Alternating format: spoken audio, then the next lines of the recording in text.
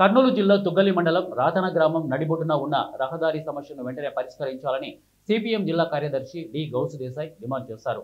మంగళవారం సిపిఎం జిల్లా కార్యదర్శి డి గౌసు దేశాయ్ నేతృత్వంలో సిపిఎం ప్రతినిధి బృందం రాతన గ్రామ నడిబొడ్డు గుంతగా మారిన రోడ్లను స్థానిక ప్రజలతో కలిసి పరిశీలించి అక్కడే నిరసన తెలియజేశారు. ఈ సందర్భంగా వారు మాట్లాడుతూ గ్రామం మధ్యలో ఉన్న ప్రధానమైన రహదారి అడుగు లోతు గుంతపడ్డ అధికారులు ఎలాంటి చలనం లేకుండా ఉన్నారని అన్నారు. పత్తిగొండ నుండి గుత్తికి వెళ్లే భారీ వాహనాలు ఈ రోడ్డు వెంట వెళ్తూ ఎప్పుడు కింద పడతాయో అనే భయంతో ప్రజలు ఉంటున్నారని అన్నారు. వర్షం వస్తే గుంత నుండి ద్విచక్ర వాహనాలు పాదచారులు నిత్యం ప్రమాదానికి గురి కావాల్సి వస్తోందని వారు తెలియజేశారు.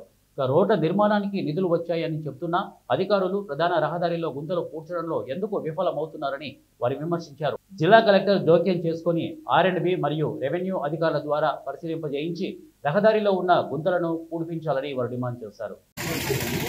ఈరోజు సిపిఎం పార్టీ ప్రతినిధి బృందం తుగ్గలి మండలం రాతన గ్రామానికి వచ్చాము.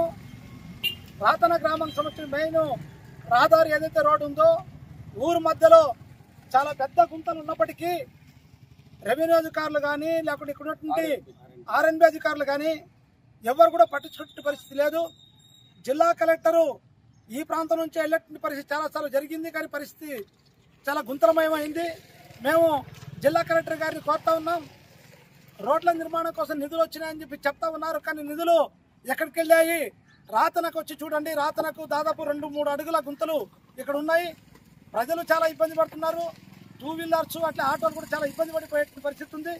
అందుకోసం జిల్లా కలెక్టర్ గారిని కోరుతా ఉన్నాం, తక్షణమే R&B అధికారులకు డైరెక్షన్ ఇచ్చి